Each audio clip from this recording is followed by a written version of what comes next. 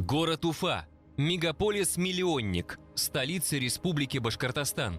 В XIX веке – центр Уфимской губернии, в XVIII – центр Уфимской или Башкирской провинции, в XVI-XVII – центр гигантского Уфимского уезда, территорию которого составили башкирские вотчины, тянувшиеся от реки Тобол на востоке до Волги на западе и от реки Камы на севере до Эмбы на юге. В период Средневековья на месте современной Уфы также существовал городской центр, о чем говорят данные археологии, письменных источников и картографии. Поэтому официальная дата основания города – 1574 год и в прошлом и сегодня была и остается предметом споров, сомнений и размышлений. Поразмышляем над этими вопросами мы вместе с нашими экспертами, в числе которых Петр Рычков, Петр Пекарский, Николай Гурвич, Булат Азнабаев, Рамиль Рахимов, Флорид Сунгатов, Ильшат Бахшиев, Владимир Акте, Светлана Воробьева, Александр Колонских и Искандер Саидбаталов.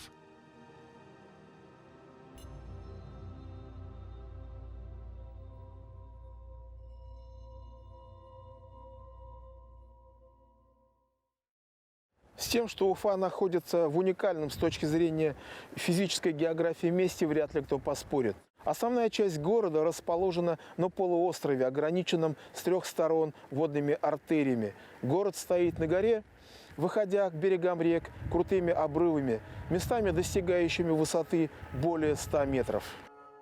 С юга и запада Уфу окружают воды реки Агидель, она же Белая, а с востока – течение реки Уфы или Уфимки, она же Кара-Эдель. Таким образом, в город по суху можно было войти только с севера, по древнему Сибирскому тракту. Как писал в XVIII веке Геродот Южного Урала и историк Петр Рычков, прибывший в 1734 году в составе Оренбургской экспедиции, башкирцы реку Уфу называют Уфа-Идель, что значит Уфа-река, а Белую – Акидель, что значит Белая река. Белая река, капли о былом. Ах, река-рука, памяти крылом. Ни для кого не секрет, что тюркское название Волги звучит как Идель, Эдил, Атил. Отсюда ясно, почему река Белая первыми русскими переселенцами именовалась Белой Волошкой. Это прямой перевод, калька башкирского гидронима Акидель. Происхождение термина «Идель» неясно, однако в современном башкирском языке им обозначают любую крупную реку. Поэтому Иделий, то есть Волг, в Башкортостане целых три. Акидель, то есть Белая Волошка, Кара-Идель, то есть Черная Волошка, и, наконец, Дема, она же Кук-Идель, то есть Небесная или Синяя Волошка. Все три Волошки, Идели, белая, черная, синяя, сливаются в историческом центре Башкортостана – Уфе. В чем магия этого места, влекущая сюда людей на протяжении многих веков и даже тысячелетий? Мне кажется, что здесь настолько было выгодное место, что здесь издревле были крупные поселения. Но я уже вот говорил, почему вот город здесь поставили. Это вот ключ к дорогам всего Южного Урала, к рекам прежде всего. Вот мне это как бы еще на фотографиях это есть. Начало 20 века, вот здесь под монументом Дружбы стоят гигантские барки. Металл со Златоуста сюда доходил, ну из Терляна, там, с Белорецка. А с Дуванского района везли, прости господи, коноплю на огромных барках. Тогда за это не судили, из нее канаты делали и масло отжимали. Вот. То есть этот речной путь, он использовался очень активно. Вот. И я думаю, что он с древности использовался.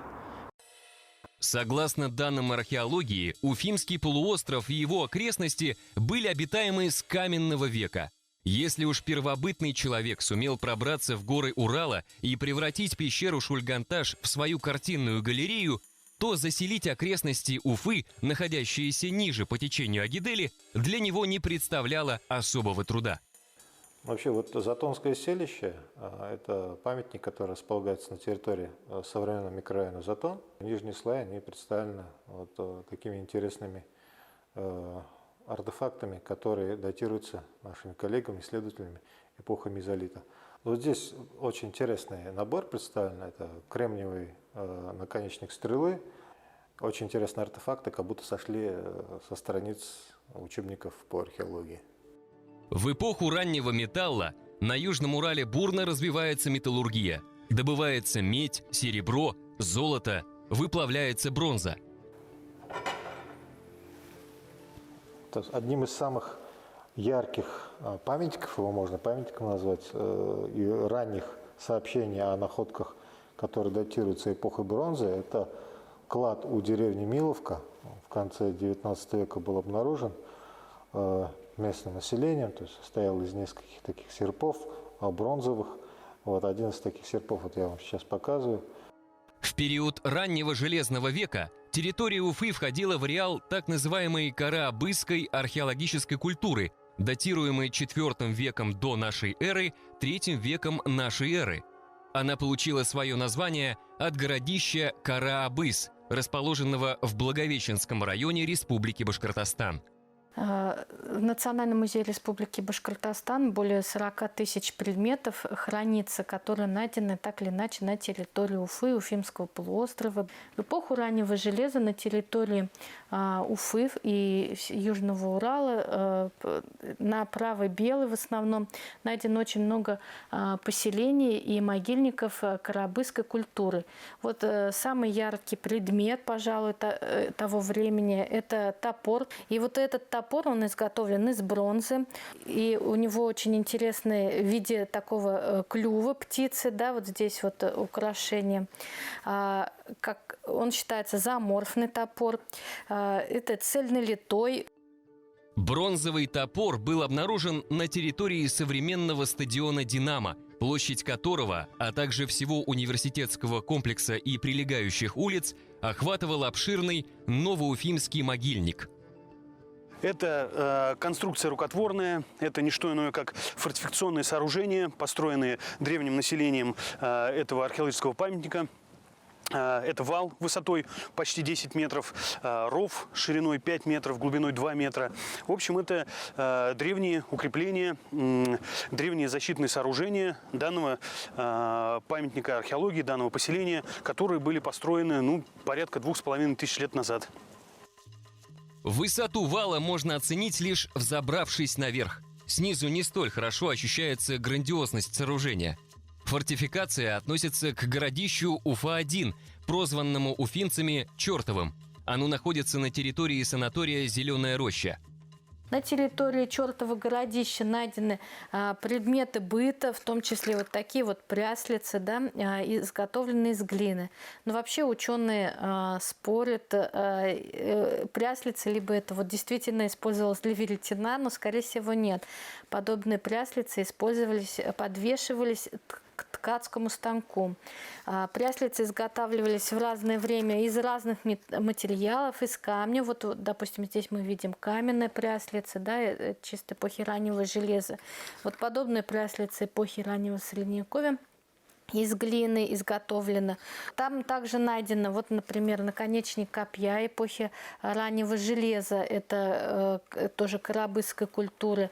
Много, естественно, керамики. Одна сторона Чертова городища замкнута валом, а другая выходит на мыс, резко обрывающийся вниз к реке Уфе с высоты 180 метров.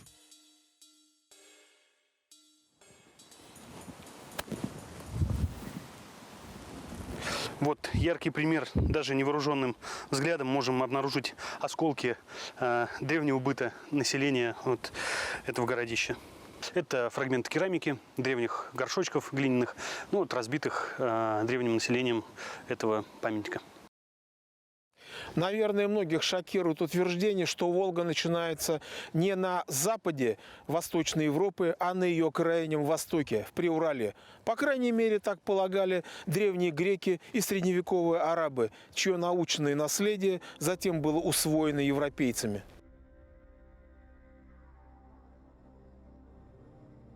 Античный ученый Клавдий Птолемей в своем руководстве по географии заявлял, что река Ра, то есть Волга, вытекает из гиперборейских, то есть Уральских гор. Затем стекает вниз к Герканскому, то есть Каспийскому морю. Выдающийся арабский географ XII века Ал-Идриси писал еще яснее, утверждая, что река Атил течет с востока из страны Башкир. Лишь в поздней европейской картографии утвердилась географическая перспектива нового гегемона Восточной Европы – Московской Руси, с точки зрения которой Волга начиналась на ее территории.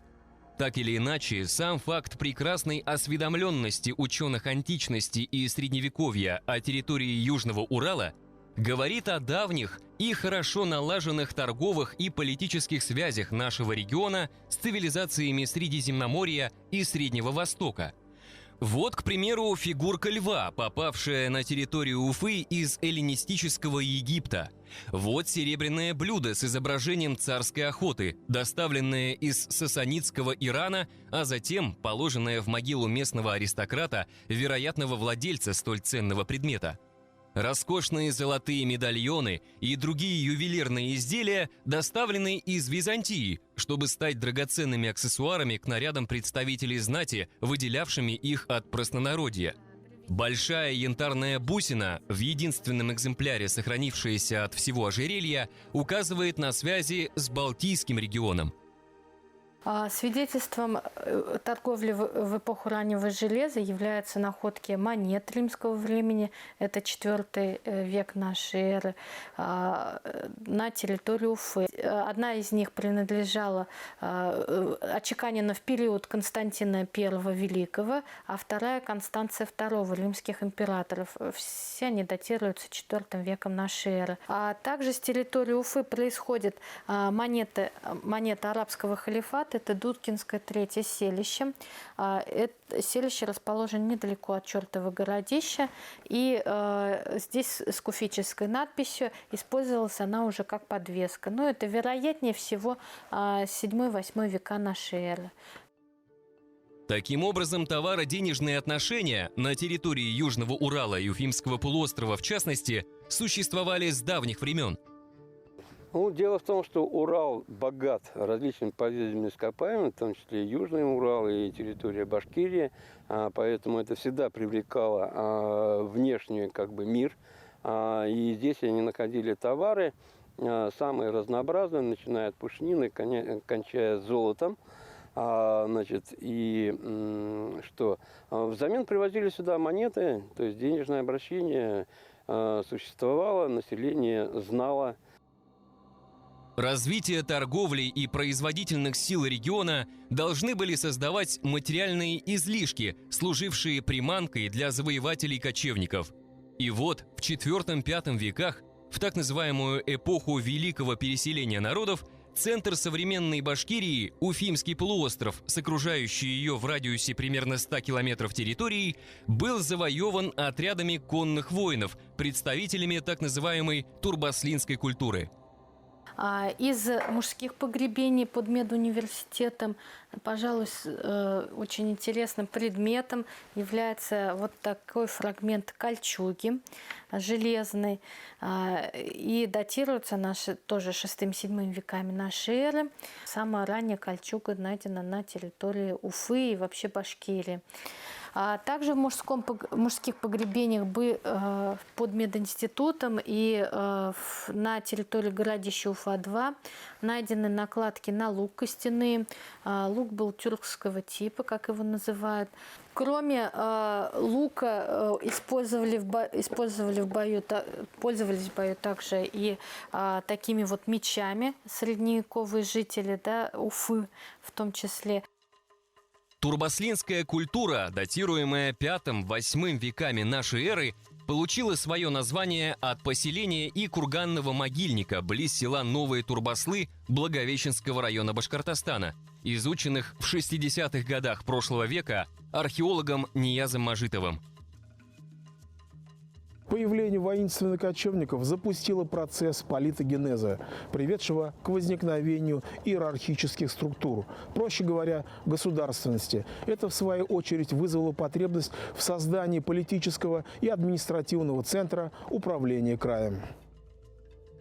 Для этих целей была выбрана хорошо защищенная природой южная оконечность Уфимского полуострова, господствовавшая над округой и контролировавшая устья рек Уфа и Дема. Сюда сходились пути из Сибири вдоль реки Уфы, со стороны Причерноморья вдоль течения Демы и с юга по реке Белой. Но представители турбасвитских племен, несомненно, являются основателями города. Почему? Потому что это было организованное общество, военное, сплоченное, и с момента прихода оно сумело подчинить себе местное население. Городище Уфа-2, расположенное на площадке между улицами Закива-Лиди, Новомостовой, Пушкина и проспектом Салавата Юлаева, как полагают исследователи, представляла собой крепость, имевшую фортификационные сооружения, хозяйственные и жилые постройки внутри нее и даже дощатые тротуары. За пределами укреплений от улицы Закива-Лиди до улицы Тукаева и Случевской горы, где ныне расположен сад Салавата Юлаева, существовало открытое поселение, известное ныне как городище Уфа-3. В 1969 году его частично исследовала первый башкирский археолог-женщина Махмуда Садыкова. Само городище представляет собой цитадель города, и к нему с разных сторон примыкают открытые поселения, которые можно назвать посадом. Если само городище археологически худо-бедно неплохо археологически исследовалось, то посад, к сожалению, такому археологическому исследованию не подвергался. Сама цитадель, городище Уфа-2, уникальный объект археологии не только Южного Урала, но и всей Восточной Европы. Памятник ныне находится в очень печальном состоянии. Все, что мы оставили после себя, продолжает разрушаться. Двигаясь по воде вокруг Уфимского полуострова, не перестаешь удивляться капризу или, скорее, мудрости природы, создавшей этот величественный и прихотливый памятник своему могуществу. Уфа представляет собой естественную крепость, чьи неприступные склоны омываются быстрым течением рек. Не случайно она выдержала набеги калмыков и сибирских царевичей-кучумовичей, выстояла в ходе множества осад со стороны восставших башкир и, наконец, войск Емельяна Пугачева. Нет сомнения, что в древности Уфа также неоднократно подвергалась нападениям со стороны различных воителей. Иначе для чего были сооружены фортификации городищ Уфа-1 и Уфа-2? Турбаслинцы, пришедшие как завоеватели, вскоре сами были вынуждены обороняться от последующих волн кочевников. Тем не менее, город процветал, о чем говорят богатые материалы уфимских могильников. В 1936 году на территории медицинского университета было найдено богатейшее погребение. В погребении был найден золотой колт, изготовленный в Византии из золота 700 пробы. И этот колт использовался как височное украшение. Вместе с колтом сохранились небольшой клочок волос. Принадлежали рыжеволосой девушке, сохранились до сих пор в фондах музея. Вообще, это самый большой колт из подобных изделий, найденных на территории России. Ученые считают, что все-таки подобные изделия давались в дар византийскими царями, посольствам, прибывавшим из других стран. Столь эксклюзивное изделие могло принадлежать, вероятно, только жене или дочери местного правителя. Среди других редких находок – медальон с изображением соправителей Византийской империи, серебряный геральдический поясной набор знатного воина, золотые украшения. Свидетельством, возможно, торговых взаимоотношений, а возможно и даров византийских императоров является, конечно, вот этот наш уникальный сосуд, изготовленный из стекла. Стекло просто так не вывозилось за пределы Византии, то есть это тоже были прежде всего дары византийских императоров. Арабская классическая география вобрала в себя достижения более ранней персидской традиции, хорошо знакомой с бассейном Волги, включая Южный Урал, еще с доисламских времен. Сведения хорезмийских и горганских купцов затем легли в основу рассказа арабского географа Ал-Идриси о городах Башкирии. То, что город стал центром и международной торговли, указывает достаточно яркие находки. В их числе, собственно, скульптурного слоя городища Уфа-2, которые мы имеем в виду, это импортная керамика. Их не так много, но тем не менее укажем на керамику, которая никак не связана с местным населением. Это отдельные находки вещей, которые также указывают на происхождение их с юга. Это и находки костей верблюдов, ослов, куланов. Явное дело, что это вьючные животные, которые пришли сюда с караваном, и в силу определенных обстоятельств, оставшихся здесь. Кажется, Наполеону принадлежит глубокое по смыслу изречение, что география – это судьба. Действительно, история любой страны жестко детерминирована ее географическим положением и климатическими условиями. Особенности истории, культуры, ментальности народов следует искать прежде всего в географии. Крупнейшие реки Южного Урала, Аки-Дель и Урал, текут в Каспийское море, представлявшее собой ворота в Иран. Неудивительно, что культурное влияние последнего предопределило цивилизационный выбор башкир в пользу ислама, как, впрочем, и соседних волжских болгар. Выше приведенное изречение Наполеона иллюстрирует факт геополитического характера. Империи, державшие под контролем низовья Волги, а значит торговые пути с Востоком, Хазарский каганат, Золотая Орда, Московское царство, контролировали народы всего Волжского бассейна. В 1554 году войска Ивана IV взяли Астрахань, после чего правитель обширной Ногайской Орды, князь Исмаил, признал сюзеренитет русского царя, сказав: «Чья будет Астрахань и Волга, того будет и вся Ногайская Орда». Поэтому Башкирия, входившая в состав последней в статусе наместничества, в 1557 году решила напрямую установить отношения с Москвой, минуя Ногайского бия. В память об этом событии на месте разрушенного в 1956 году первого в Уфе православного храма Троицкой церкви был воздвигнут монумент дружбы. Бытует расхожее мнение, что обозначенная на обелиске дата 1557 год зафиксировала факт вхождения Башкирии в состав Московского царства, тогда как на самом деле она лишь ознаменовала начало этого длительного процесса, тянувшегося более полувека. Основание в историческом центре Башкирии на южной кромке обширного Уфимского полуострова Русской крепости сыграло в этом драматическом процессе важнейшую роль. Прошли века, многое забылось. Документы, проливающие свет на раннюю историю Уфы, безвозвратно пропали.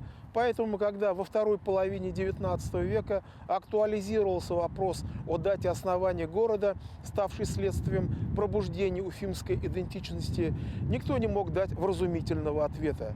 Единственным источником информации долгое время служили работы Петра Рычкова. По интересующему нас вопросу Рычков писал: «По достоверным выправкам нашлось, что башкирцы о построении сего города Челобитие свое имели в 7081 году, то есть от Рождества Христова 1573.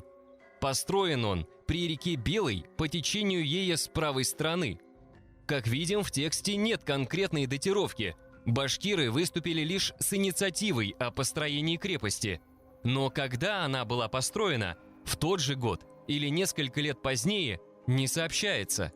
Откуда же взялась дата 1574 год, отмечаемая до ныне как время основания Уфы? Ведь Рычков ее не упоминает в своей книге. Это очень вопрос интересный. Почему? Потому что действительно все ссылаются на эту дату, а первоисточника, как правило, не называют. И я обнаружил эту дату только в отчетах Ивана Кирилловича Кириллова, организатора Оренбургской экспедиции, который ссылается на мнение старожилов-уфимцев, называя эту дату. Но мы знаем, что такое мнение старожилов, тем более с точным годом основания. Но Кириллов не пытается, так сказать, подвергать сомнению эту дату, просто фиксируя, что есть такое поверье среди населения города. Я считаю, исходя из даже не только письменных источников, а исходя из логики событий, которые проходили вот здесь, на юго-востоке России, дату 1574 год, конечно, условный. Тем не менее, 1574 год, как начальная точка истории Уфы, стала кочевать по страницам литературы. В 1832 году некий чиновник Жуковский писал в своем кратком обозрении достопамятных событий Оренбургского края. 1573 год. Башкирцы просили для безопасности их промышленности и удобнейшего взноса ЕСК о построении города посреди них. 1574 год. Начальник Иван Нагой основал город Уфу на речках Белый и Уфа. Упомянутый Иван Нагой является еще одной уфимской легендой. Что касается Ивана Нагова, он действительно в разрядных книгах отмечен, он участвовал в дипломатических миссиях Крым и так далее, то есть это фигура историческая. Но какое отношение имеет к Уфе? По официальным документам имя Ивана Нагова никакого отношения к основанию крепости не имеет. Каким образом это опять-таки попало в отчеты Оренбургской экспедиции? Очевидно, это тоже ссылки на какие-то местные поверья, то есть свидетельства, допустим, горожан. Бояре Нагии породнились с правящей династией, выдав замуж свою родственницу Марию Нагую за Ивана IV. Став последней, 7-й женой московского царя, она стала матерью царевича Дмитрия Углицкого, чья таинственная гибель в 1591 году стала причиной появления череды самозванцев смутного времени. После смерти Ивана Грозного в 1584 году род Нагих подвергся ссылке, а через несколько лет один из его представителей, Михаил Нагой, оказался в Уфе, что нашло отражение в разрядных книгах, которые фиксировали все назначения на службу. Под 7095 годом от сотворения мира, что соответствует 1587 году современного летоисчисления, записано: «В новом городе на Уфе Михаил Александрович Нагой, да голова Григорий Онучин». Разрядная книга ясно сообщает, что город является новым, а воеводой в нем служит Михаил Нагой. Почему же местные предания исказили его имя? Возможно, имело место сознательное замещение никогда не бывавшим в Уфе Иваном Нагим, поскольку реальный Михаил Нагой был ближайшим сподвижником Лжедмитрия I, то есть считался изменником с точки зрения общественного мнения, постфактум осмыслившего события смутного времени и давшему им этическую оценку. Поскольку главным источником по истории Уфы долгое время оставалась топография оренбургская Рычкова с его единственной датой башкирской инициативы 1573 года, то, как вспоминал секретарь Уфимского статистического комитета, этнограф и краевед Николай Гурвич, до 70-х годов в Уфе существовала даже между интеллигенцией какая-то традиционная уверенность, что в 1873 году Уфа должна отпраздновать свой 300-летний юбилей основания города. Но, как говорилось выше, по страницам литературы кочевала и другая дата – 1574 год. Поэтому уфимская общественность, затрудняясь в выборе между названными двумя датами, обратилась за научной экспертизой к своему земляку, самому именитому в научных кругах того времени уфимцу, академику Петербургской академии наук Петру Пекарскому. Вердикт, вынесенный последним буквально за год до вожделенного 300-летнего юбилея Уфы, был обескураживающим. Оказывается, Уфа основана не в 1573, И не в 1574, а 12 годами позже, в 1586. Академик Пекарский прежде всего изучил всю дипломатическую переписку Ногайской Орды с русскими царями. И в частности, он именно там обнаружил первые упоминания вообще о городах на территории Башкирии и Поволжья, Южного Урала. В частности, это переписка царя Федора Иоанновича с бием Ногайской Орды Урусом. В переписке, приведенной Пекарским в своей статье «Когда и для чего основаны города Уфа и Самара», князь Урус пенял царю Федору Ивановичу: «Ты на 4 местах хочешь города ставите: на Уфе, да на Увеке, да на Самаре, да на Белой Воложке. А теми месты твои деды и отцы владели ли? Поставил те города для лиха и недружбы». Письмо датировано осенью 1586 года. Из него следовало, что Уфимская крепость была возведена летом указанного года. И вот в течение 3 дней, 8, 9 и 10 июля 1886 года, Уфа отпраздновала свой долгожданный и, можно сказать, выстраданный 300-летний юбилей. В честь этого события на Верхней торговой площади Уфы, близ Гостиного двора, была заложена Александро-Невская часовня.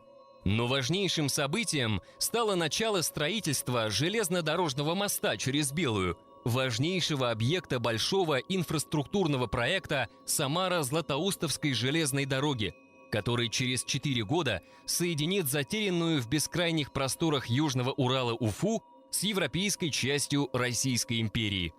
Ультрасовременная по меркам того времени коммуникация, намного превосходившая скромные возможности водного и гужевого транспорта, даст мощный толчок развитию края.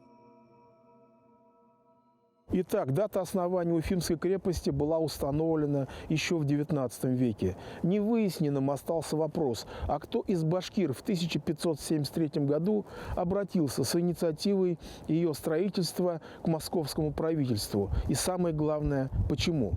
Из переписки царя с ногайским князем Урусом видно, что появление в центре Башкирии форпоста Московского царства в 1586 году было сопряжено с обострением политической ситуации в крае. В 1581 году атаман Ермак отправился в свой легендарный сибирский поход. Одновременно произошло нападение войск сибирского хана Кучума на Чердынский и Соликамский уезды. Историк Николай Карамзин писал: «Князь Пилымский с вагуличами, остяками, сибирскими татарами и башкирцами нечаянно напал на берега Камы, выжег, истребил селения близ Чердыни, Усолья и новых крепостей Строгановых». Следует отметить, что в Сибири, начиная уже столетий прежде основания Уфы, шла серьезная политическая борьба между 2 правящими домами.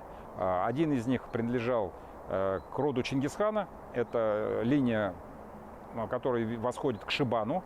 Отсюда идет линия сибирских шибанидов. А враждебной, так сказать, правящая династия была не чингизидского происхождения, она восходит к князю Тайбуге, который за свои военные заслуги перед Чингисханом получил тоже себе сибирский юрт, который находился севернее, чем земли шибанидов.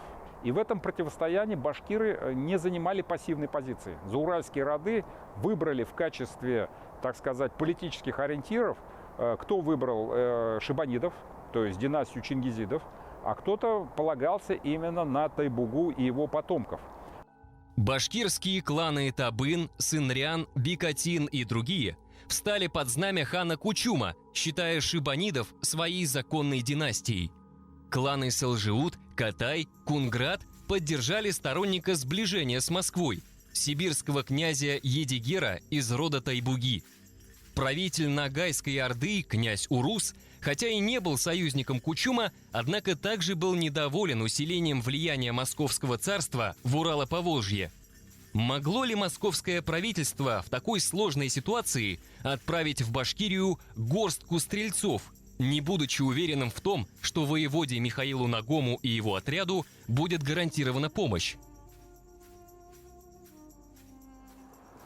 Позади меня деревня Сальзигутово Кармаскалинского района Республики Башкортостан, расположенная в 30 километрах от Уфы.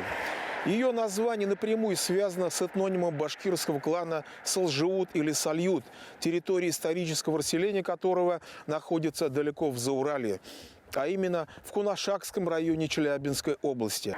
Появление данного топонима в Приуральской Башкирии ясно указывает на миграцию какой-то части этого клана, произошедшую в далеком прошлом. Потерпев поражение в борьбе с ханом Кучумом, части кланов Салжиут и Катай, которые придерживались промосковской ориентации, отступили в Приуралье. Вероятно, именно они в 1573 году обратились с инициативой о строительстве Уфимской крепости, обещав всестороннюю помощь русскому гарнизону. Это напоминает большую игру, где субъектами выступает сразу несколько сил. То есть мы не говорим о двух враждебных противоборствующих силах, например, Ногайская Орда и Россия, или, например, Ногайская Орда и Кучум и Кучумычи. На самом деле здесь активно участвует несколько политических субъектов, причем прежде в нашей историографии почему-то признавалось, что башкиры здесь были скорее жертвой всех этих политических столкновений, но документы говорят о том, что башкиры выступали вполне как осознанный субъект. И в частности, вот те же башкиры катайской салютской властей, они же сознательно выступили и поддержали Москву именно в силу их политических принципов. То есть, поскольку их патрон Едигер принял российское подданство, они считали, что они должны эту присягу выполнять и противодействовать своим извечным политическим противникам шибанидам. Речка Сутолока, с которой связано большое число уфимских преданий, воду которой использовали в хозяйственных целях и даже для питья первые жители крепости, ныне упрятана в бетонный коллектор. Протекая под проезжей частью улицы Сочинской, бывшей Усольской, речка выходит наружу из его жерла и стекает в Агидель, Белую Волошку. Именно в ее устье летом 1586 года был заложен острог, который по месту устроения должен был также называться Сутолокой. К счастью, он был назван Уфой, хотя устье Уфы находится в нескольких километрах к востоку. Этот факт является очередной загадкой уфимской истории. Поскольку для башкир именно предоставление ясака в Казань, в Москву было очень трудоемкой операцией, они предлагали Москве построить центр для сбора ясака на их территории. Там, где исторически традиционно находился центр Ногайского наместничества. Основная функция была это фискальная и судебная у города, но отнюдь не военный центр, который мог бы оказать там серьезную поддержку башкирам, с учетом, что население первоначального гарнизона составляло чуть больше 150 человек. Это нельзя считать серьезным вообще-то военным гарнизоном на тот момент, где участвовали десятки тысяч с обеих сторон. Крепость, как было принято в градостроительной традиции Северной Евразии, возвели из дуба, почему ранняя Уфа именовалась башкирами Имян-Кала, то есть дубовый город. Однако мало кто задается вопросом, кем был доставлен необходимый объем леса. Лес мог быть доставлен по суху. Тогда кто обеспечил это грандиозное мероприятие гужевым транспортом? Лес могли спустить по воде. Тогда кто организовал его вырубку и сплав? Кто поделился своими вотчинными угодьями? Ведь ничейных земель и лесов ни тогда, ни сейчас в Башкирии не было. Наконец, кто снабжал гарнизон на первых порах продовольствием? Ответ на эти вопросы очевиден. Местное башкирское население. Уфа была построена с определенным нарушением градостроительных правил, которые были приняты в России в 16-17 веках. Но ближайшая крепость от Уфы, Казань, находилась в 600 верстах. И это как бы исключало возможность предоставления Уфе быстрой военной помощи. При норме, вот в Сибири, когда строили такие крепости, между ними расстояние не должно было превышать 50-70 верст. Для того, чтобы в течение дня можно было перебросить войска на помощь. Помещать в такой регион 150 стрельцов, да, без особой надежды им помочь в случае массированной атаки города, говорит, во-первых, о доверии, которое возлагали российские власти на местное население. Приведем такой факт, что, например, одновременно с Уфой, об этом пишет Пекарский, была основана целая череда крепостей, в том числе, допустим, одна из ближайших крепость Самара. она была в 4 раза больше по гарнизону и просто по размерам крепости, чем Уфа. Уфа была самой маленькой крепостью. И согласитесь, что создавать такой вот немощный форпост в регионе, который враждебно относится к русской власти, было просто нерационально. То есть здесь мы видим явную именно заинтересованность башкир в строительстве этого города именно на их территории. Сначала шли переговоры с башкирами о поиске места под город. То есть само место было определено башкирами. Специально здесь высылался представитель правительства российского, дьяк Артемьев. То есть без этих переговоров, собственно, город бы и не возник. На территории Уфимского полуострова есть ряд топонимов, ставших частью городского ландшафта. К ним относится гидроним Шугуровка, древнее историческое название Урьяды. Речка протекает в северной части столицы Башкортостана и впадает в реку Уфу. Шугуровкой она стала именоваться потому, что в верхнем ее течении, где-то в районе уфимских нефтеперерабатывающих заводов, на рубеже 16 и 17 веков располагалась Шугуровская деревня. Русские люди именовали ее также Татарской Слободой. В отводной книге по городу Уфе, в которой фиксировались земельные пожалования служилым людям, есть сведения, дающие ответ на происхождение ее названия. Да по приказу отделили слободским татарам Шугур-Алею Какузову да его племяннику Карабаю да Мангатаю Шугуровым детям под усад и на пашню пустотные заложенные земли по 10 чети в поле. Таким образом, Шугуровская слобода носила имя Шукур-Али Какузова. Что касается именно Шугуровой слободы, которая была основана к северу от города, то это, безусловно, башкиры. То есть, но поскольку на тот момент, на конец 16 века, не существовало в Уфе еще списка служилых тарханов, то их, вот эти вот башкиры Шугуровой слободы, были записаны в статусе. Сначала, кстати говоря, как вожжи. В отводной книге они значат как вожжи, то есть проводники. А потом они идут уже как служилые татаровья. Шугурка Какузова, Игеличка Зиманов и товарищи, как это было указано в отводной книге. При этом, собственно, сын Шугура Какузова в своей челобитной 1622 года отмечает, что отец его был башкир, князь Шугур Какузов, и прямо ссылается на, в частности, наличие вотчинных земель за Урале. Как известно, в 15-18 веках термин «татары» имел исключительно социальное значение, обозначая сословие служилых, ясачных, захребетных, чемоданных и прочих татар. Пермский краевед Василий Шишонко привел в составленном им сборнике документов и материалов под названием «Пермская летопись» фрагмент челобитной Уфимского уезда Сибирской дороги Улу-Катайской и Салзаутской властей башкирцев, в которой царям Иоанну и Петру Алексеевичам напоминалось о заслугах предков-челобитчиков, в частности, о строении дедом их Шугуром города Уфы и о подговоре под высокую державную руку блаженная памяти великого государя и великого князя Михаила Федоровича всея России Касимовского царя Арслана Алексеевича, за то, где пожаловали его Шугура княжьим именем. Таким образом, Шугуровка, находившаяся в горловине Уфимского полуострова, была не только дозорным форпостом на подступах к Уфе, но и важным дипломатическим пунктом, откуда осуществлялась связь воеводской администрации с иноязычным окружением. Я думаю, это поселение было основано раньше, чем была построена Уфа.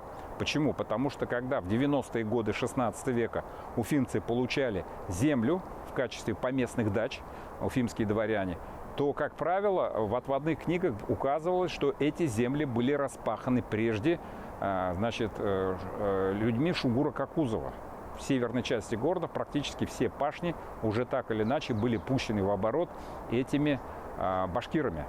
Поэтому их значение очень велико. И действительно, первые годы основания крепости Шугур Какузов, его товарищи находятся в постоянных дипломатических разъездах в Сибири и в южной части Уфимского уезда. Очевидно, они сыграли и не последнюю роль в привлечении других башкирских родов на сторону российского государства. Шугур Какузов и его товарищи оставили глубокий след в истории города. О нем напоминает не только речка Шугуровка, но и возвышенность, на которой ныне находится сад имени Салавата Юлаева, одно из любимых мест отдыха горожан. В 17-18 веках она именовалась Шугуровской горой. В дни празднования 300-летия Уфы Николай Гурвич не без пафоса писал: «Отнюдь не следует заключить, что юбилейный праздник города Уфы составляет торжество только христианского населения Уфы. Отнюдь нет. Оно – торжество русских людей, верно подданных царя, и, конечно, в том числе магометан, а главное – башкир». Прошло несколько десятилетий, ознаменовавшихся революционными изменениями в жизни Уфы и всей страны. Дата основания города, однажды утвержденная в высочайшей резолюции Александра II, уже не имела прежнего значения. В советский период истории Александро-Невская часовня, стоявшая где-то здесь, была снесена, и главное вещественное доказательство празднования 300-летия города в 1886 году было стерто из памяти.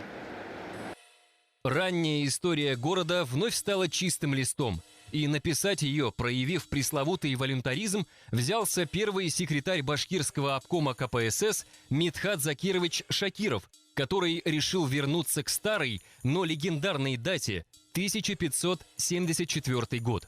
Ну, во-первых, как руководителю республики хочется получить еще один праздник. На праздник, разумеется, не просто приезжают гости, а выделяются финансы, выделяются нормативы. А в советское время надо было получать финансы, то есть объяснив, зачем они нужны. Просто так не выделяли, это надо было планирование, к госплану обращаться, это раз. Во-вторых, там была, если так посмотреть, череда юбилеев, которые не хотелось прерывать. Вот в 1970-м столетие Ленина, а Ленин все-таки был в Уфе, в 1972 году в честь 50-летия СССР «Дружбы народов» получила республика. Значит, в 1975-м юбилей Победы, готовились к нему. Но вот 1974 год был бы второй промежуточный юбилей, то есть череда неких таких торжеств, на которые можно было бы получить всесоюзное финансирование, она была необходима.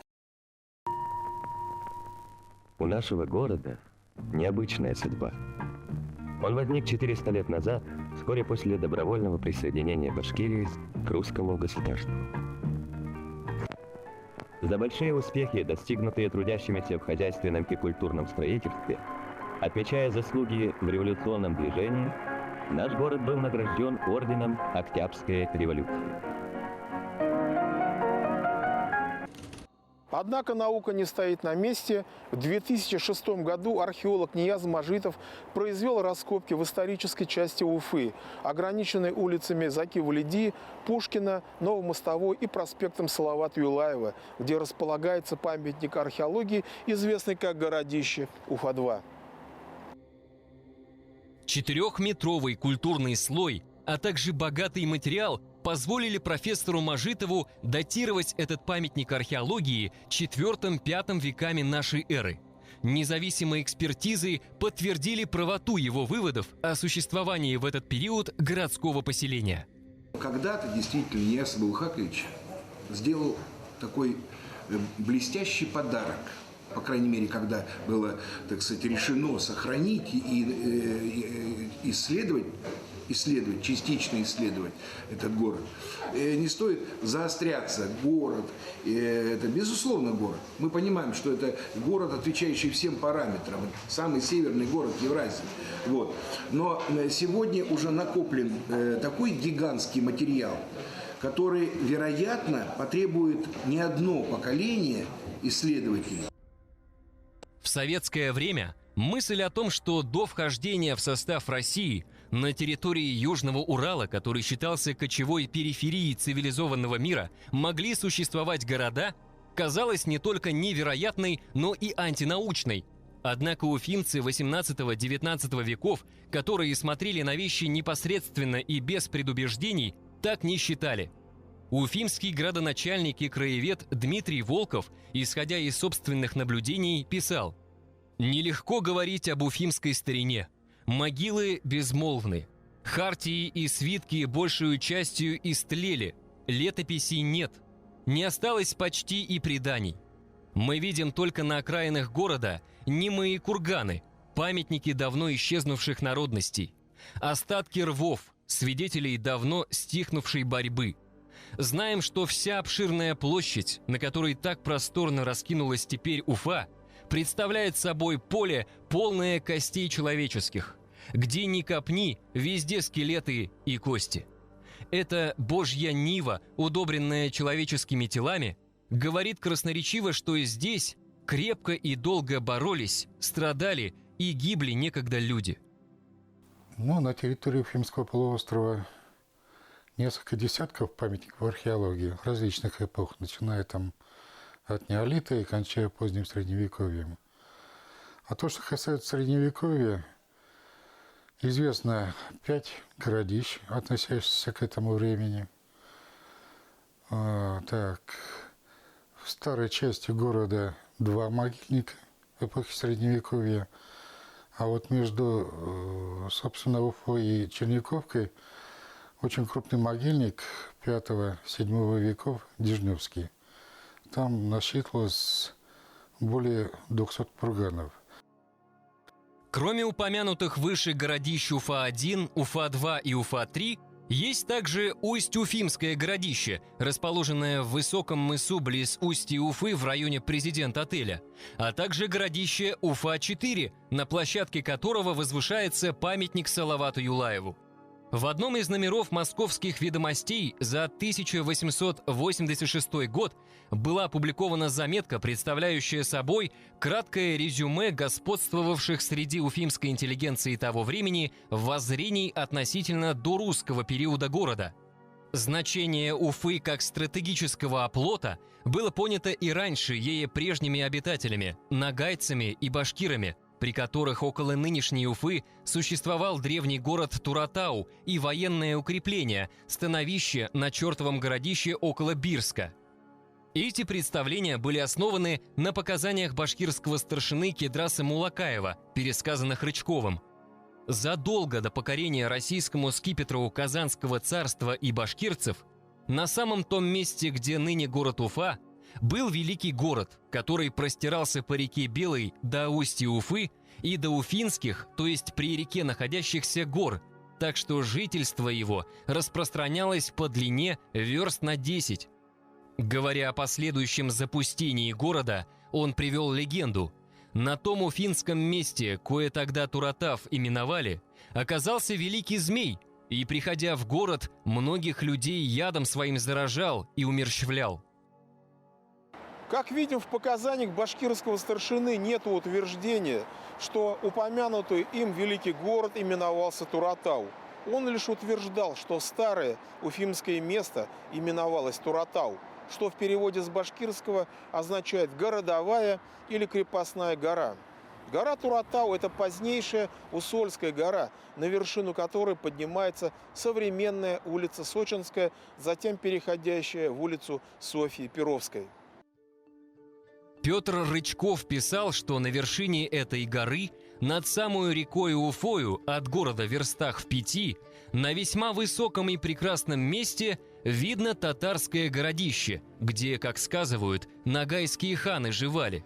Таким образом, в XVIII веке уфимцы уверенно показывали место, где, по их мнению, некогда находилась Старая Уфа. Только где оно находилось, неизвестно. Вероятно, где-то на Усольской горе, то есть на Туратау. Но где конкретно? Это вообще, так сказать, загадка уфимской топонимии, вот эта Старая Уфа. Что в этом так? Вы знаете, аналогия интересная. Это Рязань и Старая Рязань. Между ними там десятки километров. Но Рязань унаследовала название древнего города, а сама она тогда называлась Переславль-Рязанский, если я не ошибаюсь. Вот. Почему там тоже так произошло? Вот вопрос тоже интересный. Может быть, и здесь что-то произошло в таком роде. На новое поселение перенесли название какого-то существовавшего. Ну, старая Уфа для нас, мне 66 сейчас лет, да, это вопросов не было. Все, что было за Сутолокой, считалось старой Уфой. Мы так считали. То есть это довольно понятие было укоренившееся. О том, что русский город Уфа взял свое название от старой Уфы, первым предположил Петр Рычков.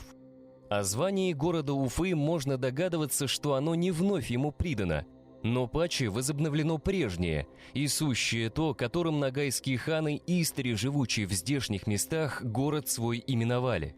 Ибо никакого резону не видно, чтобы городу, построенному над самою рекою Белой, кое величиною против реки Уфы вдвое больше, именоваться по реке Уфе. Действительно, русские поселенцы вряд ли бы стали давать своей крепости название реки Уфы, протекающей далеко за Уфимскими горами. Удаленность устья Уфимки от устья Сутолоки, где был заложен город, особенно бросается в глаза, когда двигаешься по течению Белой, обходя обширный полуостров микрорайона Кузнецовский затон. Из переписки царя с князем Урусом видно, что название Уфа обозначало не реку, а местность. А на Уфе, на Белой Волошке, государь велел город поставите, что беглый из Сибири кучум-царь, пришед к государеву отчину в Казанский уезд в Башкирцы, учел кочевати. Пришли сюда, и по названию старого эту версию как раз Рычков и выдвигал. Я ему доверяю его, потому что человек был по тем временам очень такой скрупулезный, педантичный. Поэтому я в эту версию верю, что здесь было какое-то поселение. Но где именно оно было, это опять же вопрос к археологии. К сожалению, территория Усольской горы, где, по словам Рычкова, находилась старая Уфа, никогда не исследовалась.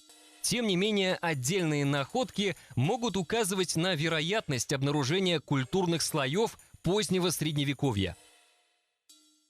Вопрос о ситуации на Уфимском полуострове в эпоху позднего Средневековья, то есть непосредственно перед вхождением Башкирии в состав Московского царства, является ключевым во многих отношениях. Если с тезисом о существовании города, так называемой Древней Уфы, в эпоху раннего Средневековья согласны почти все исследователи, то относительно позднего Средневековья такого единодушия нет.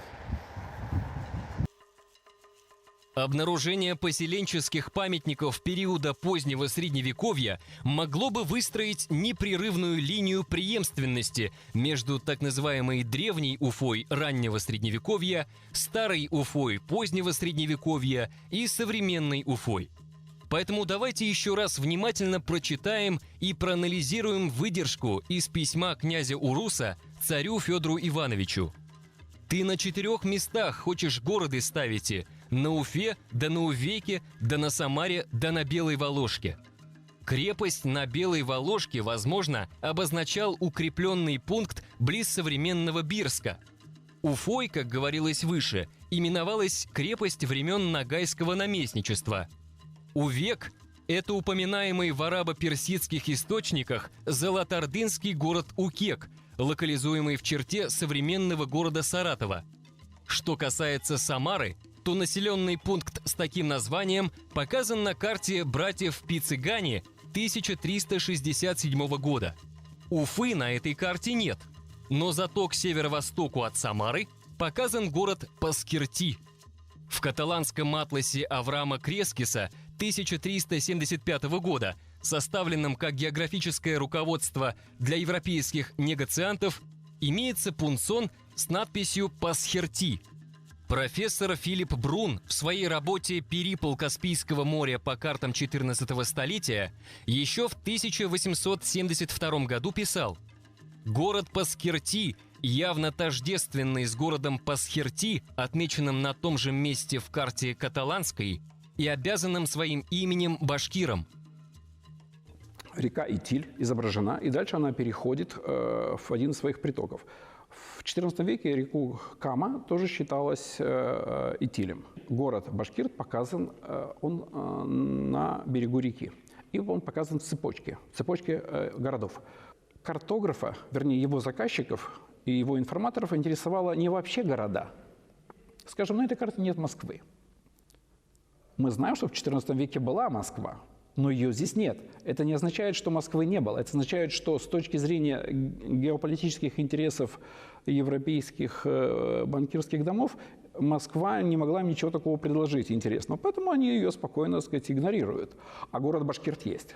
Как и город Ургенч есть, как и город Сарай есть, как есть еще масса других больших и малых городов. Город Паскирти, вероятно, был известен и мусульманской историко-географической традиции. Персидский историк XIV века Хамдуллах Казвини, продолжатель знаменитого Рашид-ад-Дин, также служивший при дворе монгольских правителей Ирана, в своем географическом трактате «Нусхат ат-Кулуб» «Услада сердец» писал: Максобашгорд до шахре бозорг бе эрлиме хафтом, ва сахори ва мавозе бесьяр аз тавабе онджаст. Эта фраза Хамдаллаха Казвини переводится как «Макс и Башкорт – два больших города в 7-м климате. В их окрестностях много степей и населенных мест». Он не просто компилировал все более ранние, известные более ранние сообщения, известия о тех или иных местах, а проводил их критический отбор в соответствии с актуальными данными, которые были ему доступны как чиновнику высокого ранга, и в соответствии с недавними историческими событиями, прежде всего информацией, полученной в ходе монгольских завоеваний. Таким образом, Увек, Самар, Уфа, перечисленные в переписке ногайского князя Уруса с царем, это не название рек, а название местностей, где в ордынские времена существовали одноименные города. Вопрос лишь в том, существовала ли там поселенческая инфраструктура к моменту прихода русских отрядов, или она исчезла задолго до их появления. Чтобы ответить на данный вопрос, необходимо вновь обратиться к данным археологии, чтобы проверить приведенные выше сведения картографии и письменных источников. Итак, имеются ли материалы, уверенно относимые к позднему Средневековью, то есть к XIV-XVI векам? Там же найдены различные предметы быта, серп, уже более позднего времени, эпохи Средневековья. Вот нож тоже эпохи Средневековья. И надо сказать, что чертово городище, оно датируется вплоть до развитого Средневековья. Там отличаются предметы XII-XIV веков. Например, вот эти вот замки. Замки эти использовались не как дверные, а скорее всего это были замки на больших сундуках. Например, здесь уже видно прямо отверстие для ключа. Ключи находят тоже на поселенческих памятниках. Ключи находят. Для них есть определенная типология. Но вот эти вот датируются не позднее XIV веком нашей эры, то есть эпохи Золотой Орды. Из наиболее ярких находок серия серебряных золотоордынских дирхемов, обнаруженных на территории городища Уфа-2. Более мелкие монеты, медные пулы, найдены на Подымаловском селище, расположенном в 20 километрах от Уфы. Еще один археологический памятник, Дудкинское селище близ чертова городища, также хранит свидетельство деятельности человека в период, который предшествовал утверждению на Уфимском полуострове русской администрации. Серебряный перстень, он датируется не раньше XVI века нашей эры. То есть это уже такое развитое Средневековье, да? Практически новое время. Что касается перстней, это явно вещи, предметы, которые можно увязать с башкирами. Почему? Потому что на других памятниках археологии, которые расположены за пределами города Уфы, такие находки имеются. Это селище выявлено относительно недавно. Во всяком случае, можно говорить о том, что селище неоднократно заселялось и в раннем Средневековье, и в позднем Средневековье. Из вышесказанного следует, что очаги стационарного проживания в эпоху позднего Средневековья фиксируются в разных частях современной Уфы. На территориях городищ Уфа-1 и Уфа-2, Дудкинском селище и, вероятно, на Усольской горе или Туратау. Весь Уфимский полуостров его население проживало на таких отдельных расселенных участках и в совокупности представляло достаточно большой средневековый город. Если говорить современным языком, это, можно сказать, агломерация. Более точно датировать уфимские памятники позднего Средневековья пока не представляется возможным. Ясно, что с какого-то момента эти поселения стали приходить в упадок, одна из причин которого в мифологизированной форме, возможно, пересказана Рычковым в легенде о великом змее, отравлявшем своим дыханием жителей города. Вот что за этим стоит?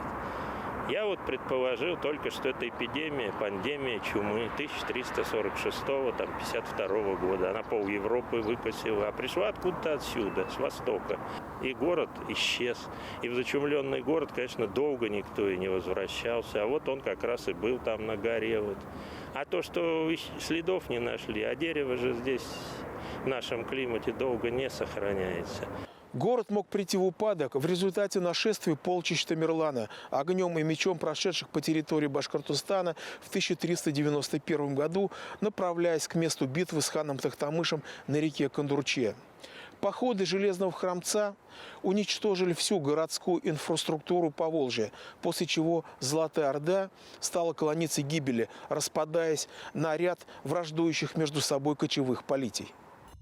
Тем не менее, даже после этих катаклизмов Уфимский полуостров, вероятно, продолжал оставаться обитаемым. Жизнь оставалась, теплилась. Я думаю, ко времени прихода русских стрельцов территория, хотя и была малообитаема, но еще была обитаема и продолжала функционировать. Конечно, русские переселенцы не пришли на пустое место. Конечно, здесь... Это территория Уфимского полуострова и его округа, она активно осваивалась. И подтверждением этого, конечно, являются те многочисленные памятники археологические, которые мы фиксируем у нас в городе. И не только эпохи раннего Средневековья. Сейчас у нас, конечно, памятников золотоордынского времени, памятников позднего Средневековья пока не так много, но они уже проявляются. И на самом деле это один из самых динамичных таких этапов изучения археологии здесь сейчас у нас в Башкирии. Какую же дату теперь считать годом основания Уфы? Существует ли стандартная процедура утверждения даты образования городов? Специального какого-то или обговоренного правила нет. Есть разные варианты по упоминанию в письменных источниках, по археологическим находкам, по каким-то преданиям, либо просто по тем версиям, которые выложены где-то в монографиях или учебных пособиях. Вообще все связано с тем, что хронология, она идет от тех представлений, которые дают местные элиты. Это и чиновники, это ученые, это краеведы и жители, то есть местная городская власть. Вот городской совет или там какой-то муниципальный орган решил так считать, то есть так и будет. То есть если горожане с этим согласны, с этой датой, то она так идет. Понятно, что очень часто это не совпадает.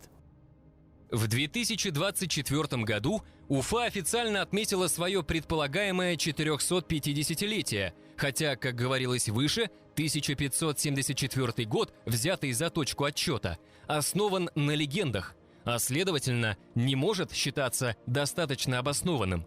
В отличие от него, 1586 год, принятый при старом режиме, подтвержден архивными документами. В то же время есть все основания полагать, что в течение всего Средневековья на территории Уфимского полуострова и его окрестностей существовали городские поселения, крепости и селища. Ни один русский административный центр не ставился в пустом месте. Ранняя русская, московская государственность, будем так говорить, нет, не древнерусская, распространяясь на новые земли, всегда ставила свои крепости, остроги, административные пункты в таком виде на предшествующих административных точках. Был у Кучума город Искер, рядом был поставлен русский Тобольск. Не будь-то территория Уфы, возвращаясь к нашему вопросу, до русского административного центра, не поставили бы здесь острог. Это русский город Уфа – это хороший, нормальный исторический, живой исторический процесс, этап развития древней урбанизации этой земли. Уфимцы довольно рано стали задумываться о том, сколько же лет их родному городу. Предания, опубликованные документы, семейные хроники говорили о героическом противостоянии горстки переселенцев, ордам кочевников и шайкам Пугачева. Как писал в уфимских губернских ведомостях градоначальник Дмитрий Волков, история Уфы – это целый ряд насквозь промокших русской кровью страниц, говорящих о неслыханной стойкости. Нарратив об островке православного мира посреди враждебного иноверного моря, готового его поглотить, являлся местной вариацией национального мифа об извечной борьбе Руси со степью. Поэтому для уфимцев XIX века было совершенно естественным брать в расчет только ее русский период и не брать в расчет дорусский. Дело в том, что те строители Уфы, которые строили город и для кого строили город, это были русские служилые люди, казаки православные. Все это было в регионе, где было население языческое и исламское, но здесь, в частности, в первую очередь ислам, в Сибири там уже язычники. И, разумеется, все возможности наследования какой-то традиции, они отметались просто с позиции идеологии. То есть давайте будем понимать, никого мы не ругаем, но просто в то время идеология была одна – религия. Вот какой вы веры, той, значит, вере вы все это видите.